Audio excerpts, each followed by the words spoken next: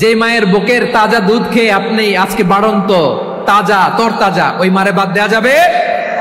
মায়ের এক ধারে দুধের দাম, কাটিয়া গায়ের চাম, পাপুষ বানাইলে ঋণের শোধ হবে না।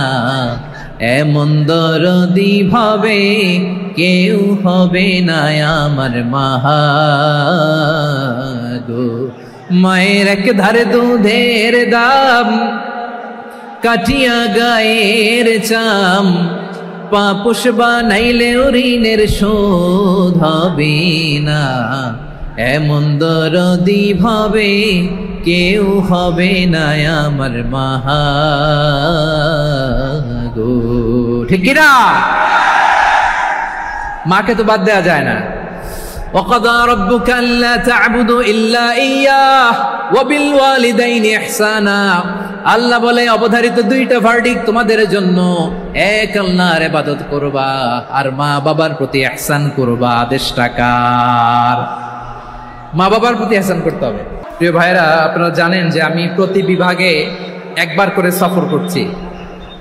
তো সেই সুবাদে রংপুর বিভাগের প্রোগ্রামটা আমি লালমনিরহাটে দিয়েছি এবং আমি আশ্বস্ত হয়েছিলাম যে লালমনিরহাটের প্রোগ্রাম খুবই গুছালো হবে, সুষ্ঠু হবে, শান্ত হবে। সেটার নমুনা আলামত আমি দেখতে পাচ্ছি আলহামদুলিল্লাহ। সবাই খুবই সুশৃঙ্খল, লক্ষ লক্ষ তাওহীদি জনতা, পেছনে অনেকে জায়গা পায় নাই কিন্তু কোনো আওয়াজ নাই, সবাই দাঁড়িয়ে আছে। এলইডি স্ক্রিন আছে, আপনারা স্ক্রিনে দেখতে পাচ্ছেন আলহামদুলিল্লাহ। আমি সবাইকে দেখতে পাচ্ছি, মাশাআল্লাহ মাশাআল্লাহ। শান্ত হয়ে আপনারা বসুন, অল্প কিছু সময় কথা বলার সুযোগ আমি পাবো। যেহেতু আমি হেলিকপ্টারে করে এসছি, হেলিকপ্টারগুলোর আবার একটা পলিসি আছে, সানসেটের আগে, সূর্য ডোবার আগে তাদেরকে এয়ারপোর্টে আবার ল্যান্ড করতে হয়। তো এখানে 3:30টার মধ্যে আমাকে উঠে যেতে হবে। আমি যদি বারবার আপনাদেরকে থামাতে থাকি, শান্ত হতে বলি এবং এগুলোতেই যদি আমরা সময় নষ্ট করে ফেলি, তাহলে এই যে বিশাল মহাসমাবেশ, বিশাল আয়োজন, যেখানে 2-4টা আমি বার্তা দিতে চাই, এগুলো ব্যাহত হবে। লালমনিরহাটের ছেলেরা খুব ভদ্র, শান্তশিষ্ট। ইসলাম অমুসলিম মাতা পিতার সাথেও ভালো আচরণ করতে হবে। মাতা পিতা যদি অমুসলিম হয় তারা ফেলে দিতে পারবেন? পারবেন? আমার লালমনিরহাটের ভাইয়েরা, অনেক হিন্দু ছেলে আমাদের হাতে শাহাদা পড়ে মুসলিম হয়, কিন্তু ওর মা মুসলমান হয় নাই, বাবাও হয় নাই। এরকম আছে না নাই? তো ও হয়েছে মুসলিম, মা বাপ হিন্দু, এখন মা বাপ কি বাদ? হ্যাঁ, মা বাপ বাদ দেয়া যাবে? যেই মা আপনার 9 মাস 8 মাস পেটে ধারণ করলো, আপনার মায়ের নার ছেঁড়া ধন, আপনি ওই মারে বাদ দিতে পারবেন? যে মায়ের বুকের তাজা দুধ খেয়ে আপনি আজকে বাড়ন্ত তাজা তরতাজা, ওই মারে বাদ দেয়া যাবে? মায়ের এক ধারে দুধের দাম, কাটিয়া গায়ের চাম, পাপুষ বানাইলে ঋণের শোধ হবে না। এমন দরদি ভাবে কেউ হবে না আমার মাহা গো। মায়ের এক ধারে দুধের দাম, কাটিয়া গায়ের চাম, পাপুষ বানাইলে ঋণের শোধ হবে না।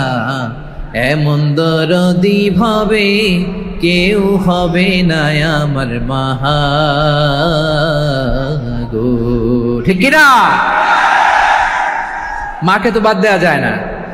وَقَضَى رَبُّكَ أَلَّا تَعْبُدُوا إِلَّا إِيَّاهُ وَبِالْوَالِدَيْنِ إِحْسَانًا। আল্লাহ বলে অবধারিত দুইটা ভার্ডিক্ট তোমাদের জন্য, এক আল্লাহর ইবাদত করবা আর মা বাবার প্রতি ইহসান করবা। আদেশটা কার? মা বাবার প্রতি ইহসান করতে হবে। আমার মা হিন্দু হোক, ভালো আচরণ করতে হবে, বৌদ্ধ হোক, ভালো আচরণ করতে হবে। আমার যে সমস্ত হিন্দু ভাইয়েরা মুসলিম হয়েছে, তোমাদের মা বাবা এখনো মুসলমান হয় নাই, তাদের সাথে ভালো আচরণ করতে হবে। আপনাদের খেদমত নিজে করতে হবে অথবা খেদমতের ব্যবস্থা করাই দিতে হবে। মান্থলি যে খরচ লাগে এটা দিতে হবে। আরে তুমি এখন মুসলিম, তোমার মা বাবা হিন্দু, এখনই তো সুযোগ ইসলামের সৌন্দর্য দেখানো। এখন মা বাবা যদি দেখে আরে এটা হিন্দু থাকতে তো বদমাইশ ছিল, বেয়াদব ছিল, কি এমন ধর্ম সে গ্রহণ করলো যেটা গ্রহণের সাথে সাথে সে পাল্টে গেল, কি এমন ধর্ম সে গ্রহণ করেছে যেটা তার জীবনকে আলোকিত করে দিয়েছে? নসিব ভালো হইলে তারাও কালিমা পড়ে মুসলমান হয়ে যাবে।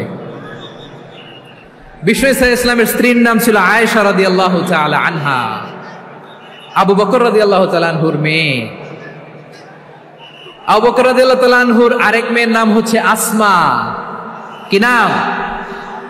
দুজনই আবু বকর রাদিয়াল্লাহু তাআলা আনহুর মেয়ে, আসমা আর আয়েশা। নাম দুইটা কেমন লাগে? আসমা নামটা কেমন লাগে? আয়েশা নামটা কেমন লাগে? সবার ভালো লাগে নাই? নাম দুটো আপনাদের ভালো লাগে? লালমনিরহাটে অনাগত যদি কন্যা সন্তান হয়, যদি মনে চায় আসমা রেখে দিতে পারবেন, যদি মনে চায় আয়েশা রেখে দিয়েন। দেশে বিদেশে এয়ারপোর্টে রাস্তা ঘাটে শুধু বলে হুজুর একটা নাম দেন, আমার ছেলের একটা নাম দেন, মেয়ের একটা নাম দেন। তো আমার মনে আছে যশোরের 8 দিনের মাহফিলে আমি একটা দুইটা নাম দিয়েছিলাম। আজকে লালমনিরহাটের এই প্রোগ্রামে কন্যা সন্তান যদি হয় দুটা নাম দিলাম, আসমা কিংবা আয়েশা। ইনশাআল্লাহ পড়েন। দুজন বোন, এক মায়ের না, বাবা এক মা দুজন। আয়েশা রাদিয়াল্লাহু তাআলা আনহার মায়ের নাম উম্মে রুমান, আর আসমা রাদিয়াল্লাহু তাআলা আনহার মায়ের নাম কুতাইলা বিনতে আব্দুল উজ্জা। আবু বকর রাদিয়াল্লাহু তাআলা আনহু 4টা বিয়ে করেছিলেন। তো একই ঘটনা ঘটেছে এই ফ্যামিলিতে। আসমা ইসলাম ধর্ম গ্রহণ করে মুসলিমা, কিন্তু তার মা কুতাইলা মুশরিকা। আই রিপিট, বোঝার জন্য আমি আবারও বলি, আসমা রাদিয়াল্লাহু তাআলা আনহা মুসলিমা, আর আসমার মা কুতাইলা। আওয়াজ করে বুঝে থাকলে বলেন, আসমার মা মুশরিকা। তার মানে মেয়ে মুসলিম, মা অমুসলিম। ভেজাল আছে না নাই? কিন্তু কুতাইলা আর ধৈর্য ধারণ করতে পারে না। নার ছেড়া ধন, কলিজার টুকরা ধন, কলিজার টুকরা সন্তান। আসমারে দেখতে বড্ড মন চায়। সাইয়েদানা আসমা রাদিয়াল্লাহু তাআলা আনহা মক্কা থেকে হিজরত করে মদিনায় চলে গেলেন হুদাইবিয়ার পর। যখন মক্কা মদিনার ট্রাফিক স্বাভাবিক হলো, মক্কার লোক মদিনায় যায়, মদিনার লোক মক্কায় আসে। কুতাইলা কলিজার টুকরা সন্তান আসমারে দেখার জন্য কিছু উপহার নিয়ে বিশাল মরুপথ পাড়ি দিয়ে মক্কা থেকে মদিনায় যায়। সুবহানাল্লাহ বলেন। এখন মা আসছে মেয়ের সাথে দেখা করতে, মেয়ে তো আর দেখা দেয় না। মেয়ে ভাবছে আমার মা তো মুশরিকা, অপবিত্রা, তার সাথে কি দেখা দেয়া যাবে? বিশ্বনবীর দরবারে চলে গেলেন। সুবহানাল্লাহ বলেন। কি সৌভাগ্যবান ছিল তারা! মাসলা জানার দরকার হলেই নবীর দরবারে চলে যেত। ঘরে বউয়ের সাথে ঝগড়া হলে নবীর দরবারে চলে যেত। অনেক সাহাবী বলে, আমার পেটে ক্ষুধা লাগলো আমি নবীর কাছে চলে যেতাম, কারণ নবীর চেহারার দিকে তাকালেই আমার পেটের ক্ষুধা মিটে যেত। সাইয়েদানা আসমা রাদিয়াল্লাহু তাআলা আনহা বিশ্বনবীর কাছে চলে গেলেন, যে বললেন, ইয়া রাসূলুল্লাহ, ইয়া হাবিবাল্লাহ, ইন্না উম্মি কাদিমাতুন ইলাইয়া ওয়া হিয়া রাগিবা। আমার মা মক্কা থেকে অনেক দূর মরুর পথ পাড়ি দিয়ে উপহার সামগ্রী নিয়ে মদিনায় আমার সাথে দেখা করতে এসেছে গো নবী। আমার জানতে বড্ড ইচ্ছে হয় আমি আমার মুশরিকা মায়ের সাথে একটু দেখা করতে পারবো কিনা। আফা আসিলুহা, আগে যেমনি আমি আমার মায়ের সাথে ভালো আচরণ করতাম, যেমনি আমি আমার মায়ের সাথে সদাচরণ করতাম গো নবী, এখন আমি মুসলিমা, মা মুশরিকা, এখনো কি আগের মতো সদাচরণ করতে পারবো নাকি? বিশ্বনবী বললেন, নাম সিলিহা, হ্যাঁ রে আসমা, অবশ্যই অবশ্যই, আগে ঠিক যেমন তুমি তোমার মায়ের সাথে ভালো আচরণ করতে, এখনো তেমনি আগের মতো ভালো আচরণ করবা। আওয়াজ করে পড়েন সুবহানাল্লাহ। কি ইসলাম আমরা পেয়েছি! কত ব্রড মাইন্ডেড আমাদের ইসলাম, কত ওপেন মাইন্ডেড ইসলাম, কত ওপেন আপ করতে পারে, চিন্তা করতে পারেন। বিষ্ণু বললেন, হ্যাঁ অবশ্যই, নাম সুলিহা, আগে যেমনি ভালো আচরণ করছো আসমা, এখন ওইরকমই করো, পারলে আরো বাড়ায় করো। সুবহানাল্লাহ বলেন। তাহলে আমার যে হিন্দু ভাইয়েরা, হিন্দু বোনেরা, ইমানের বদৌলতে দৌলতে আপনি ধন্য হয়েছেন, আপনার আম্মা আব্বা এখনো মুসলমান হয় নাই, তাদের জন্য দোয়া করেন, তাদের জন্য দোয়া করেন, আল্লাহ যেন তাদেরকেও ইমানের দৌলত দান করে। আমরা সবাই পড়ি আমিন, আরো জোরে পড়েন আমিন। এখন বলেন, ইসলাম কি ন্যারো মাইন্ডেড রিলিজিয়ান না ব্রড মাইন্ডেড? লালমনিরহাটের যুবক ভাইরা আওয়াজ করো, ইসলাম কি ন্যারো মাইন্ডেড না ব্রড মাইন্ডেড? কতটা ব্রড মাইন্ডেড দেখেন। বিশ্বনবী সাল্লাল্লাহু আলাইহি সাল্লাম। অমুসলিমরা যদি নবীকে উপহার দিত, ওই উপহারও বিশ্বনবী গ্রহণ করতেন। সুবহানাল্লাহ পড়েন। আপনার অমুসলিম বন্ধু যদি উপহার দেয়, সেটাও আপনি নিতে পারবেন, যেটা নেওয়া জায়েজ। কিন্তু আপনার বন্ধু যদি আপনার মদের বোতল দেয়, নিতে পারবেন? হ্যাঁ, মদের বোতল দিলে পারবেন না। আপনার বন্ধু যদি আপনার পর্ক দেয়, পর্ক, শুকরের গোশত মিশ্রিত কোনো খাবার, ওটা নিতে পারবেন না। হালাল যে কোনো জিনিস নিতে পারবেন। বিশ্বনবী সাল্লাল্লাহু আলাইহি ওয়াসাল্লাম অমুসলিমদের দেয়া হাদিয়া গ্রহণ করতেন। কেমন নবী ছিলেন? আমার নবীরে চিনে নেন, আমার নবীর অ্যাটিটিউড জেনে নেন। বিশ্বনবী সাল্লাল্লাহু আলাইহি ওয়াসাল্লাম যখন কোনো জনপদে যেতেন, 3টা অপশন নিয়ে যেতেন। প্রিয় ভাইয়ের, আওয়াজ করে বলতে হবে, কোন জনপদে গেলে আমার নবীর অপশন থাকতো কয়টা? আমার মতো 3 আঙ্গুল উঁচু করে দেখান আর বলুন, আমার নবী কোন জনপদে গেলে কয়টা অপশন নিয়ে যেতেন? 1 নম্বর অপশন, আসলিম তাসলাম। নতুন এলাকায় গেলে বলতেন আসলিম তাসলাম, ইসলাম ধর্ম গ্রহণ করো, শান্তিতে থাকবা, আমার ভাই হয়ে যাবো, আমরা ভাই ভাই। ইসলাম মানো, আমরা ভাই ভাই। অপশন নাম্বার কত? 1। যদি বলে না ইসলাম মানবো না, ওকে, অপশন নাম্বার 2, মুসলিম হওয়ার দরকার নাই, লা ইকরাহা ফিদ্দিন, ইসলামে কোনো বাড়াবাড়ি নাই। খ্রিস্টান আছো থাকো, বৌদ্ধ আছো থাকো, ইহুদি থাকতে চাও থাকো, কিন্তু আমরা যেহেতু রিজিওনাল সুপার পাওয়ার, আমাদের আন্ডারে থাকো, ট্যাক্স দিয়া থাকো, এটার বলে জিজিয়া। আলেম যারা আছেন বুঝবেন, এটার আরবিতে কি বলে? জিজিয়া। You pay us the tax, we will give you the security. তোমরা ট্যাক্স দিবা, আমরা সিকিউরিটি দিব, আমাদের আওতায় থাকবা, কেউ তোমাদেরকে আক্রমণ করতে পারবে না, আমরা নিরাপত্তা দিব। সুবহানাল্লাহ বলেন। এটা অপশন নাম্বার কত? আচ্ছা, বুঝে থাকলে বলেন, 1 নাম্বার অপশন কি ছিল? ইসলাম। ইসলাম মানো, শান্তিতে থাকবা, ভাই ভাই, আমরা ভাই ভাই। অপশন নাম্বার 2, ট্যাক্স দাও, আমরা নিরাপত্তা দিব, মুসলিম হওয়া লাগবে না। এখন 1 নাম্বারও মানে না, 2 নাম্বারও মানে না, মুসলিম হব না, ভালো, খ্রিস্টান থাকো, ট্যাক্স দাও, আমরা সিকিউরিটি দিব না, এইটাও মানি না। বিষ্ণু বলেন, তাহলে তলোয়ার আমাদের আর তোমাদের মাঝে ফয়সালা করবে। মুসলিমও হব না, ট্যাক্স দিবা, নিরাপত্তা দিব, আমরা সুপার পাওয়ার, আমাদের আন্ডারে থাকবে, এইটাও না। তাহলে তোমাদেরকে তো আমরা বিশ্বাস করতে পারি না, কখন না কখন বিশ্বাসঘাতকতা করো, কার সাথে মিলে হাত মিলাও, তলোয়ার আমাদের মাঝে ফয়সালা করবে। তখন তিনি জেহাদের সশস্ত্র সংগ্রামের ঘোষণা দিতেন। সুবহানাল্লাহ পড়েন। দেখেন, পশ্চিমারা জেহাদকে এইভাবে চিত্রায়িত করে না। ওরা জেহাদ বলতে বুঝায় তলোয়ার, হাত কাটো, গলা কাটো, না। জেহাদ সশস্ত্র সংগ্রাম 3 নম্বরে।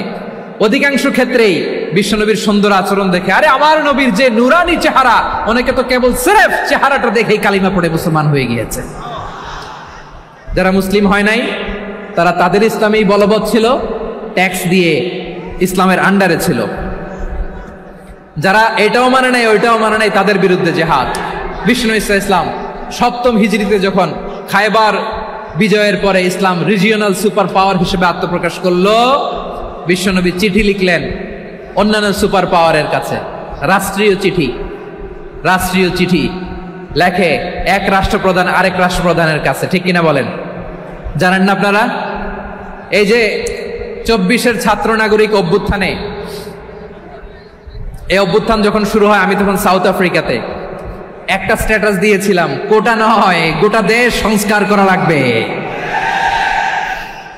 শুধু বাংলাদেশ নয়, সারা বিশ্বের বাংলা ভাষাভাষী লোকেরা এই আন্দোলনের সাথে সমর্থন তারা করেছে, এটাকে সাপোর্ট করেছে, তারা সমর্থন দিয়েছে। আমাদের ইউনাইটেড আরব আমিরাতের বাংলাদেশি ভাইয়েরা, তারা সেখানে রাস্তায় নেমে এসেছিল, জানেন? ওইখানে ডেমনস্ট্রেশন করা যায় না, সেখানকার সরকার তাদেরকে যাবজ্জীবন দিয়েছিল। তখন আমাদের এই যে প্রধান উপদেষ্টা ডক্টর মোহাম্মদ ইউনূস সরাসরি G2G বলে, এটারে G2G, government to government, G2G, উনি চিঠি লিখলেন যে তাদেরকে, ইউর হাইনেস, হে সম্মানিত আমির, আপনি আমার এই চিঠির কারণে আমার সম্মানে এই 53 জন বাংলাদেশিকে মাফ করে দেন। এই চিঠির বদৌলতে বেকসুর খালাস পেয়ে গিয়েছিল আমাদের ভাইরা। জানেন না এই ঘটনা আপনারা? তাহলে গভর্নমেন্ট টু গভর্নমেন্ট চিঠি দেওয়া হয়। 7ম হিজরিতে বিষ্ণু ইসলাম সব সুপার পাওয়ারের কাছে চিঠি দিলেন, রোমান সম্রাটের কাছে, পারস্য অধিপতির কাছে, মিশরের অধিপতির কাছে, সবার কাছে চিঠি লিখলেন। চিঠির ভাষা ছিল এরকম, মিন মুহাম্মাদিন রাসূলিল্লাহ ইলা মুকাওকিস আযীমিল কিবত মুহাম্মদ রাসূলুল্লাহর পক্ষ থেকে মিশরের বাদশার কাছে আসলিম তাসলাম, ইসলাম মানো শান্তিতে থাকবা, সালামুন আলা মান ইত্তাবা আল হুদা, শান্তি তার জন্য যে হেদায়েতের অনুসরণ করে। সুবহানাল্লাহ পড়েন। তো এই চিঠি অনেকে ভালোভাবে রিসিভ করেছে, অনেকে এই চিঠি পাওয়ার পরে নবীর কাছে আবার ইন রিটার্ন উপহার পাঠিয়েছে। কি পাঠিয়েছে? উপহার। মিশরের বাদশা মুকাউকিস তিনি বিশ্বনবীকে বিশাল এক উপহারের ডালি পাঠিয়েছেন। মিশরের বাদশা মুকাউকিস ছিলেন ধর্মে খ্রিস্টান। লালমনিরহাটের ভাইয়েরা আওয়াজ করে বলেন, মিশরের বাদশা ধর্মে কি ছিল? খ্রিস্টান। কি উপহার দিয়েছিল আমার নবীকে? শুনতে মনে চায়? আওয়াজ নাই লালমনিরহাটের গলায়, শুনতে মনে যায়? 1000 স্বর্ণ মুদ্রা, 1000 স্বর্ণ মুদ্রা। দুইটা খ্রিস্টান দাসী, একজনের নাম মারিয়া বিনতে শামাউন আল কিবতিয়া, আরেকজনের নাম সিরিন বিনতে শামাউন আল কিবতিয়া। একজন খ্রিস্টান দাস 20 থান কাপড় জামা বানানোর জন্য, আমরা নবী যেন সেলাই করে জামা বানাতে পারে এজন্য 20 থান কাপড়, 20 থান ফাইন গার্মেন্ট। সুবহানাল্লাহ পড়বেন না? এরপরে একটা গাধা যেটার নাম ছিল উফাইর, আর একটা খচ্চর, এটার নাম ছিল দুলদুল। খচ্চর চিনেন? গাধা আর ঘোড়ার ক্রসিং এ যে প্রাণীটা দুনিয়াতে আসে এটার খচ্চর বলে। তো এই যে সুপার পাওয়ার খ্রিস্টান বাদশার কাছে নবী চিঠি লিখলেন, ওই খ্রিস্টান বাদশা আমার নবীকে উপহার দিল। বিশ্বনবী এই উপহারগুলো সানন্দে গ্রহণ করেছে। সুবহানাল্লাহ পড়বেন না? তাহলে অমুসলিম কেউ যদি আপনাকে উপহার দেয়, হালাল উপহার হলে আপনি গ্রহণ করতে পারবেন। অনুরূপভাবে পারস্যের বাদশা, রোম সম্রাট বিশ্বনবীকে উপহার পাঠিয়েছেন। আমার নবী সবগুলো উপহার গিফট গ্রহণ করেছেন। সুবহানাল্লাহ বলেন। তাহলে প্রিয় লালমনিরহাট আওয়াজ করে বলুন, ইসলাম কি ন্যারো মাইন্ডেড রিলিজিয়ন না ব্রড মাইন্ডেড? আম্মাজান আয়েশার কাছে মাসালা জানতে চায় মেয়েরা, হে আম্মাজান, অগ্নি উপাসকেরা তাদের ঈদের দিন নওরোজের সময় আমাদেরকে পাখি দেয়, নেওয়া যাবে? উনি বললেন, ওরা জবাই করে দিলে নেওয়া যাবে না, কিন্তু ওরা যদি ফলমূল এরকম খাবার দেয় এগুলো নেওয়া যাবে। তার মানে অমুসলিমদের দেয়া উপহার এটা গ্রহণ করা যায়। সুবহানাল্লাহ বলেন। শুধু তাই নয়, বিষ্ণু ঈসা ইসলাম অমুসলিমদের সাথে আর্থিক লেনদেনও করেছেন, ফিনান্সিয়াল ডিলিং করেছেন। অমুসলিমদের সাথে প্রয়োজনে আপনি ফিনান্সিয়াল ডিলিং করতে পারবেন। আমরা প্রায় দেখি বাজারের মিষ্টির দোকানগুলো আমার হিন্দু ভাইদের। লালমনিরহাটে মিষ্টির দোকান, দইয়ের দোকান কারা চালায়? হিন্দুরা চালায় না। তারপরে যে বারবার শপ, চুল কাটে যে নাপিত, অধিকাংশ নাপিতের দোকানে কারা? আমার হিন্দু ভাইরা। তা আপনি চুল কাটতে পারবেন কিনা? পারবেন কিনা বলেন? পারবেন। তার দোকান থেকে দই মিষ্টি কিনতে পারবেন কিনা? হ্যাঁ, আমার মুসলিম ভাইয়ের দোকান থাকলে ওইটারে আমি বেশি প্রায়োরিটি দিব, ঠিক কিনা? কিন্তু যদি তাদের সার্ভিস নিতে চান, প্রোডাক্ট নিতে চান, পারবেন। তার দলিল সহিহ বুখারী, আম্মা জান আয়েশা রাদিয়াল্লাহু তাআলা আনহা বলেন, ইশতারা রাসূলুল্লাহ সাল্লাল্লাহু আলাইহি ওয়াসাল্লাম মিন ইয়াহুদিয়িন তুআমান ওয়া রাহানাহু দিরআহু মিন হাদিদ। রাসূল সাল্লাল্লাহু আলাইহি ওয়াসাল্লাম এক ইহুদির কাছ থেকে, কার কাছ থেকে? সবাই বলে নাই কার কাছ থেকে? আমার নবী, পেয়ারা নবী এক ইহুদির কাছ থেকে জব কিনেছিল। জব, বার্লি, যেটা দিয়ে রুটি বানায়। ওই জবের দাম দেওয়া টাকা পয়সা নবীর কাছে ছিল না। ফলে নবী ওনার একটা পোশাককে মর্গেজ রেখেছিলেন, মর্গেজ, বন্ধক, যে এখন এটার দাম দিতে পারবো না, কয়েক কেজি বার্লি নিয়ে যাই আর বন্ধক হিসেবে আমার জামাটা রেখে গেলাম, যেদিন দাম দিব ওই দিন জামাটা ছুটায় নিয়ে যাও। সুবহানাল্লাহ পড়বেন না? বাকিতে নিছিলেন, বাকিতে। দিরআহু মিন হাদিদ, লোহার তৈরি বর্ম, মানে যুদ্ধের পোশাক, লোহা দিয়ে বানানো। বিষ্ণুনবী বললেন, কয়েক কেজি জব দাও, টাকাটা পরে দিব, এখন টাকা নাই, বন্ধক হিসেবে, মর্গেজ হিসেবে আমার জামা রেখে গেলাম, যখন টাকা দিব জামা ছুটায় নিব। আওয়াজ করে বলতে হবে সুবহানাল্লাহ। এ থেকে বোঝা গেল অমুসলিমদের সাথে ফিনান্সিয়াল ডিলিং করা যায়, অর্থনৈতিক লেনদেন করা যায়, কেনাবেচা করা যায়, প্রোডাক্ট কেনা যায়। এমনকি আমাদের মসজিদে নববীতে বারান্দায় আপনার একটা অটোমেটিক ফ্লাইং আমব্রেলা দেখছেন? সূর্য যখন বাড়ে মসজিদে নববীর বারান্দায় ইয়ার্ডের মধ্যে অটোমেটিক্যালি কিছু আমব্রেলা আছে, সাঁ করে খুলে যায়, আর সূর্যের তাপ লাগে না। আবার সন্ধ্যাবেলায় এই আমব্রেলাগুলো ওরা ক্লোজ করে ফেলে, দেখেন নাই না? দেখছেন? এই মসজিদে নববীকে সর্বোচ্চ উন্নত মানের কনস্ট্রাকশন ইনফ্রাস্ট্রাকচারে ডেভেলপ করার জন্য কর্তৃপক্ষ কিছু অমুসলিম ইঞ্জিনিয়ারের ডিজাইনারের সহায়তা নিয়েছিল। সুবহানাল্লাহ বলেন। কোন দলিলের ভিত্তিতে? এই দলিলের ভিত্তিতে যে বিষ্ণু ঈসা ইসলাম অমুসলিমদের সাথেও লেনদেন করেছেন। আওয়াজ করে বলতে হবে আল্লাহু আকবার। শুধু তাই নয়, ইন কেস অফ ইমার্জেন্সি, প্রয়োজনে ইসলামের খাতিরে ইসলামকে সামনের দিকে এগিয়ে নিয়ে যাওয়ার জন্য অমুসলিমদের সাপোর্ট নেওয়া জায়েজ আছে। সুবহানাল্লাহ বলেন। অমুসলিমদের সাপোর্ট নেয়া, তাদের থেকে অর্থ নেয়া, পলিটিক্যাল সাপোর্ট, পলিটিক্যাল অ্যাসাইলাম নেওয়া জায়েজ আছে।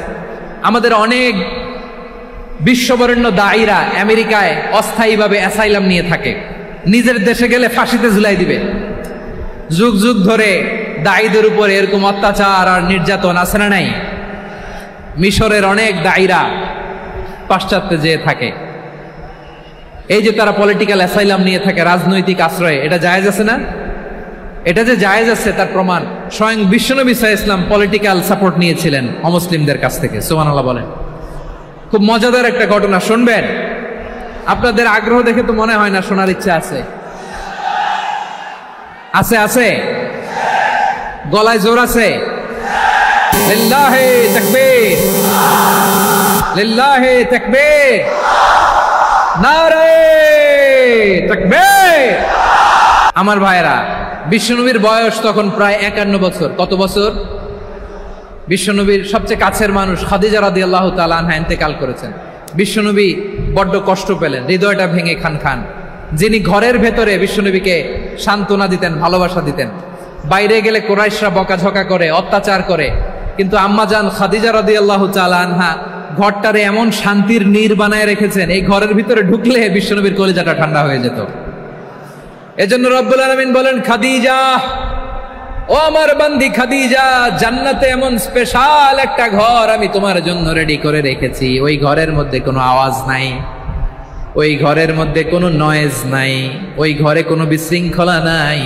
কারণ মক্কার জমিনে আমার নবী কুরাইশদের বিশৃঙ্খলা, নয়েজ আর ঝামেলাগুলোকে উপেক্ষা করে যখন তোমার ঘরের ভিতরে ঢুকতো, ঘরটারে তুমি শান্তির নীড়, ঠান্ডা, নীরব, নিস্তব্ধ, নিঝুম আর শান্তির নীড় বানিয়ে রেখেছ।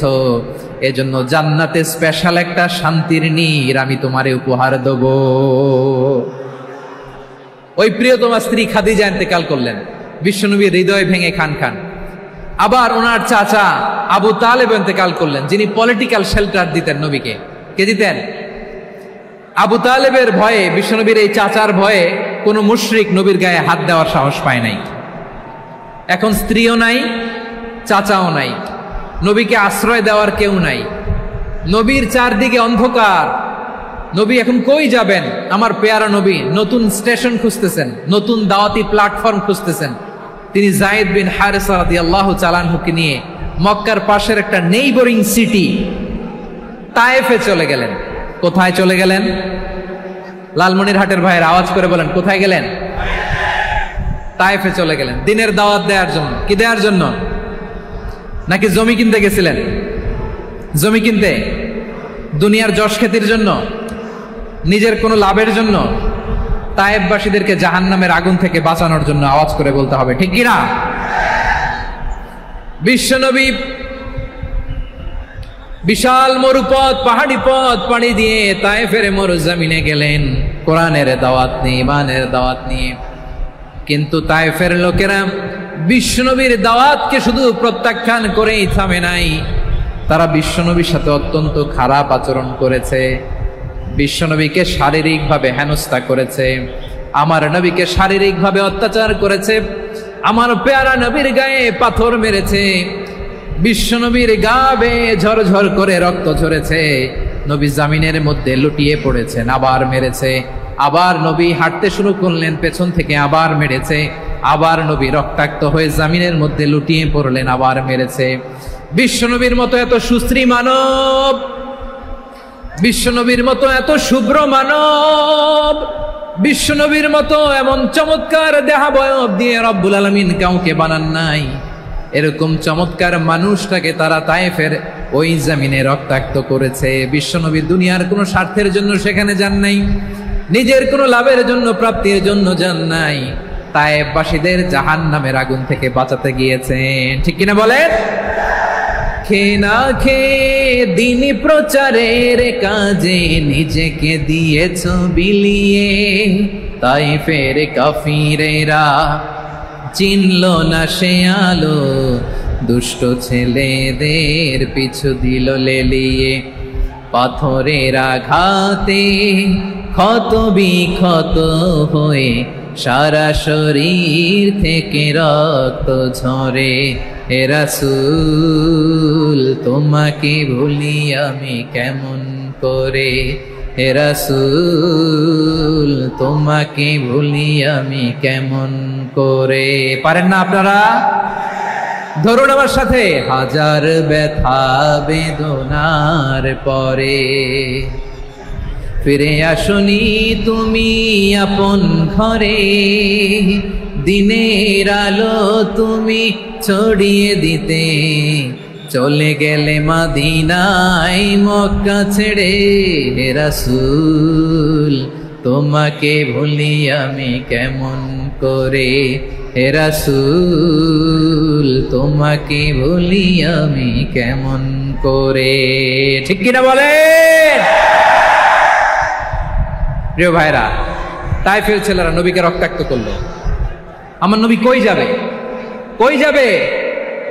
মক্কায় জায়গা নাই, তায়েফে জায়গা নাই। তায়েফ থেকে ভারাক্রান্ত মন নিয়ে আমার নবী মক্কায় ফিরে আসলেন। বিশ্ব নবী মক্কায় ঢুকতে পারেন না। মক্কার মরুভূমির দিকে তাকিয়ে, উপত্যকার দিকে তাকিয়ে বিশ্বনবী ধা ধা করে কাঁদেন, ঝরঝর করে। নবীর চেহারা মোবারক থেকে চোখের পানিগুলো বেয়ে বেয়ে পড়ে। আমার জন্মস্থান, আমার শৈশব, কৈশোর, যৌবন কেটেছে এই মক্কায়। আমার এলাকায় আমি ঢুকতে পারি না। বিশ্বনবী মক্কার অনতি দূরে দাঁড়িয়ে জায়েদকে পাঠালেন, জায়েদ যাও দেখো কেউ আমাকে সাপোর্ট করার মতো আছে কিনা, যাও অমুকের কাছে যাও। সাইয়েদনা জায়েদ গেলেন, তারাও প্রত্যাখ্যান করে ফিরিয়ে দেয়। বিশ্বনবী বললেন যাও অমুক লোকের কাছে যাও, তিনিও প্রত্যাখ্যান করে ফিরিয়ে দিলেন। কেউ বিশ্বনবীকে আশ্রয় দিতে রাজি হয় না। নিজ জন্মভূমিতে বিতাড়িত বিশ্বনবী, সর্বশেষ বিশ্বনবী বললেন যাও মুতঈম ইবনে আদির ঘরে যাও। মুতঈম ইবনে আদি মুশরিক, তার কাছে যাও। গেলেন, মুতঈম ইবনে আদি রাজি হয়ে গেল। সুবহানাল্লাহ বলেন। দেখেন অনেক বিপদের সময়ও আমি নিজে সাক্ষী, সামাজিকভাবে রাজনৈতিকভাবে কত ঝঞ্ঝা, কত ষড়যন্ত্র, কত কনস্পাইরেসি পাড়ি দিয়ে আমাদেরকে সামনে এগিয়ে যেতে হয়। এই শত্রুদের ভেতরেও একজনকে দাঁড় করিয়ে দেয় যে আল্লাহর কোরআনের জন্য রেডি হয়ে যায়। পড়েন সুবহানাল্লাহ। মুতঈম ইবনে আদি, আল্লাহ তার মনকে নরম করে দিলেন। মুতঈম বলে মুহাম্মদ আমি তোমাকে আশ্রয় দিব। তার দুই ছেলেকে পাঠালেন, যাও খোলা তলোয়ার নিয়ে, স্কট দিয়ে, গার্ড অফ অনার দিয়ে মুহাম্মদকে মক্কায় ঢুকাও আর বলো আমি আমান দেব। আমান কি দিব? আমান মানে সিকিউরিটি, নিরাপত্তা। সিকিউরিটি ছাড়া, আমান দেওয়া ছাড়া কেউ থাকতে পারতো না মক্কায়। দুই ছেলে বিষ্ণু ইসা ইসলামকে নিয়ে আসলো। নবী কাবার চারদিকে তাওয়াফ করলেন, নামাজ পড়লেন। আবু জাহেল, উতবা, শাইবা, ওয়ালিদ ইবনে মুগীরা সবাই দেখে, কেউ কিছু করতে পারে না। কারণ মুতঈম ইবনে আদি ঘোষণা দিয়েছেন আমি মুহাম্মদকে আমান দিয়েছি, মুহাম্মদের গায়ে যেন কেউ স্পর্শ না করে। আওয়াজ করে পড়েন সুবহানাল্লাহ। নবীর এই বিপদকালে মুহূর্তে মুতঈমের হৃদয়টারে নরম করে দিল কে? আচ্ছা লালমনির হাটের ভাইয়েরা বলেন, এই মুতঈম কি মুসলিম ছিল না মুশরিক? সবাই বলতে হবে মুসলিম না মুশরিক?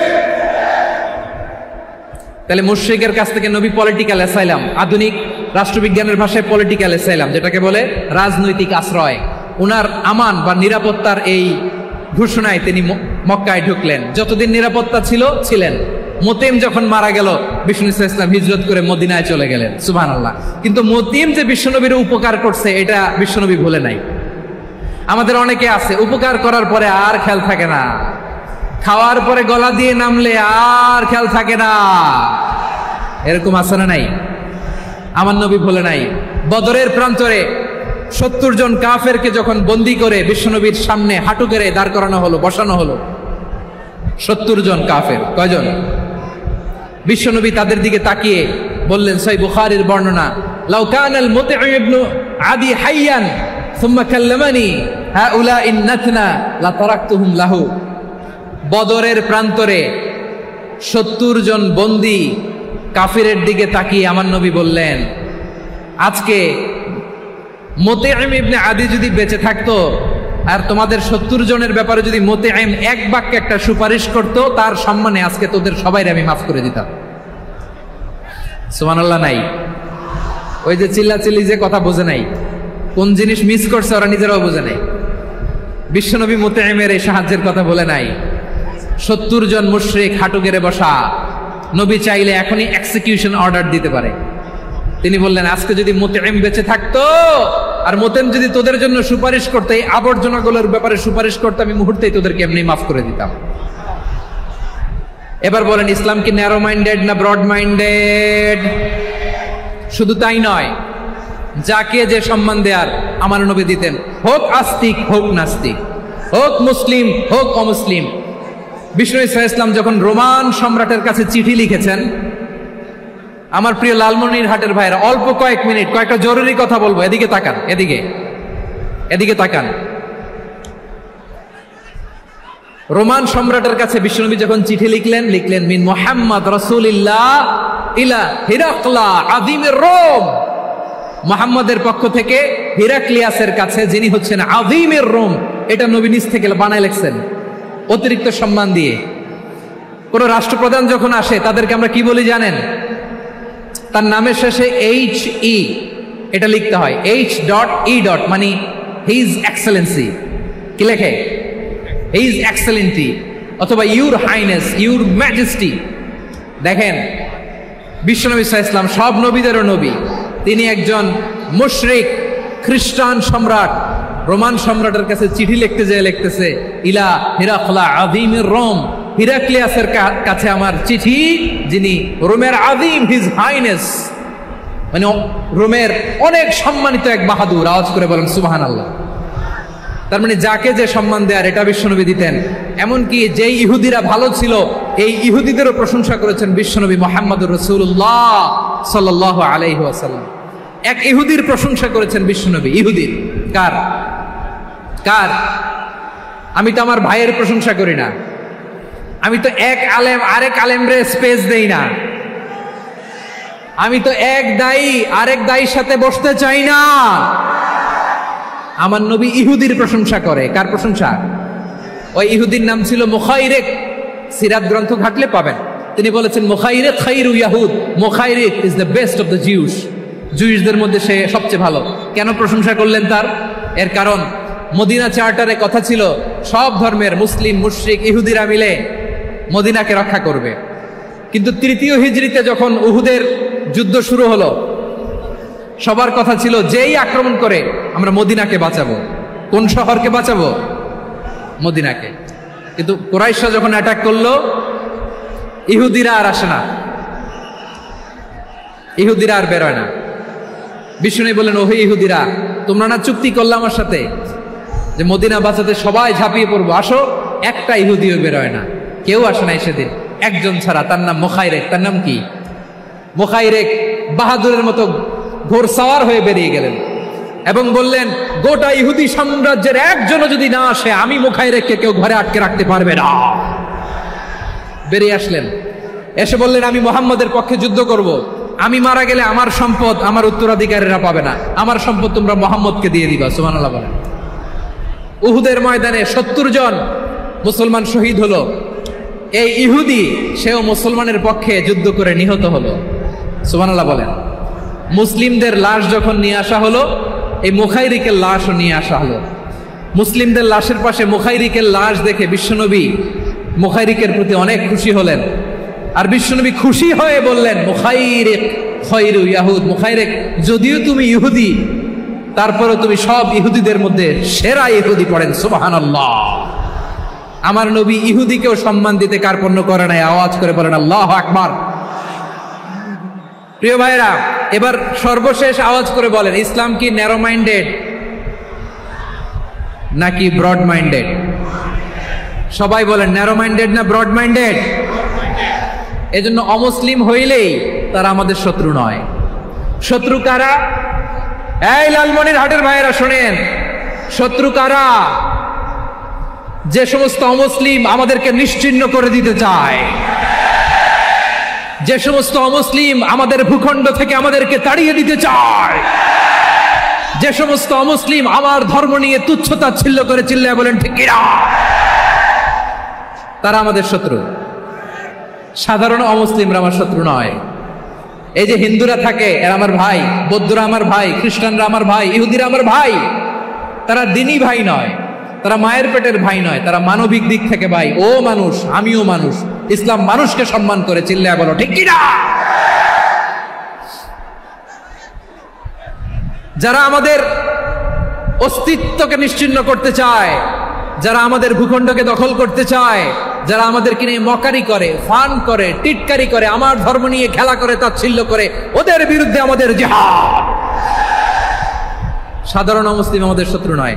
আপনি জানেন নিউ ইয়র্কে, আমি তো নিউ ইয়র্কে ছিলাম অনেকদিন, ওখানে ফিলিস্তিনিদের পক্ষে যখন আমরা মিছিল করেছি, অনেক ইহুদি আমাদের সাথে মিছিলে দাঁড়িয়েছে। কারণ ওরাও জানে এই ভূখণ্ড ফিলিস্তিনিদের ভূখণ্ড। আওয়াজ করে বলো লালমনিরহাট ঠিক কিনা। ইসরায়েলের রাজধানী খোদ তেল আবিবে অনেক ইহুদিরা বেঞ্জামিন নেতানিয়াহু তার বিরুদ্ধে মিছিল করেছে। তো তারা কি আমাদের শত্রু? না। অনেক খ্রিস্টান আমাদের সাথে আমাদের স্বার্থ রক্ষায় আমাদের পাশে দাঁড়িয়েছে। খেয়াল রাখবেন, হিন্দু আর হিন্দুত্ববাদ এক নয়, ইহুদি ধর্ম আর জায়নিজম এক নয়। জায়নিজমের বিরুদ্ধে আমাদের সংগ্রাম, আমাদের জিহাদ, চিল্লায় বলেন ঠিক কিনা। এই যে ফিলিস্তিনের ভাইয়েরা, তারা তাদের স্বাধীনতা সংগ্রামের জন্য লড়াই করছে, করে যাচ্ছে, আমরা এটাকে সমর্থন জানাই, চিল্লায় বলো ঠিক কিনা। কাশ্মীরের ভাইয়েরা স্বাধীনতার জন্য সংগ্রাম করছে, আমরা সেই সংগ্রামকে সমর্থন জানাই, আওয়াজ করে বলো ঠিক কিনা। যারাই আমাদের ইসলামকে নিশ্চিহ্ন করতে চায় তাদের বিরুদ্ধে আমাদের সংগ্রাম, আওয়াজ করে বলতে হবে ঠিক কিনা। ওই সমস্ত দুর্বৃত্তদের সাথে আমাদের কোনো সম্পর্ক নাই। আমরা যদি ঐক্যবদ্ধ থাকতে পারি, ওই দুর্বৃত্তরা চান্স পায় না। আমরা ঐক্যবদ্ধ থাকতে রাজি আছি। লালমনিরহাটের ভাইয়েরা, আমরা ঐক্যবদ্ধ থাকলে ওই দুর্বৃত্তদের কালো হাত ভেঙে দিতে আমাদের সময় লাগবে না। তাদের কালো হাত ভেঙে দিতে রাজি আছে মুসলমান? কারা কারা রাজি? দু হাত তুলে দেখাও।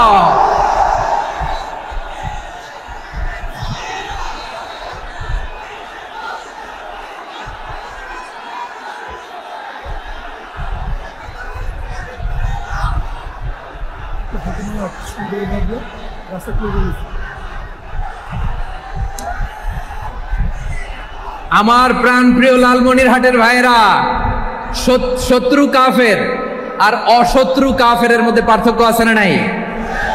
আবু তালেব মুশরিক, আবু জাহেল মুশরিক, কিন্তু দুই মুশরিকে পার্থক্য আছে না নাই?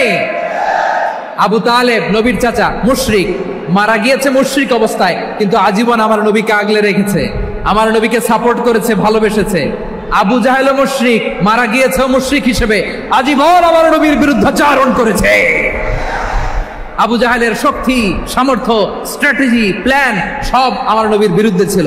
আবু জাহেলের কারণে একটা দিন শান্তিতে আমার নবী মক্কায় ঘুমাতে পারে নাই, চিল্লায় বলেন ঠিক কিনা।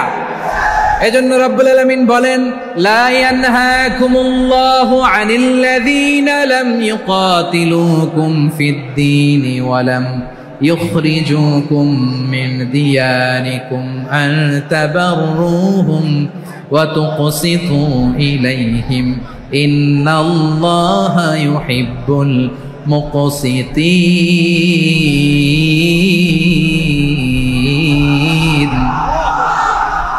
আল্লাহ বলে, গোলামেরা শোনো শোনো, যে সমস্ত অমুসলিম তোমাদের সাথে ধর্মযুদ্ধে লিপ্ত হয় না, তোমাদের বিরুদ্ধে যে সমস্ত অমুসলিম অস্ত্র ধরে না, যে সমস্ত অমুসলিম তোমাদেরকে তোমাদের জন্মস্থান থেকে, ভূখণ্ড থেকে তাড়িয়ে দেয় না, তাদের সাথে ভালো আচরণ করতে আমি আল্লাহ নিষেধ করি নাই।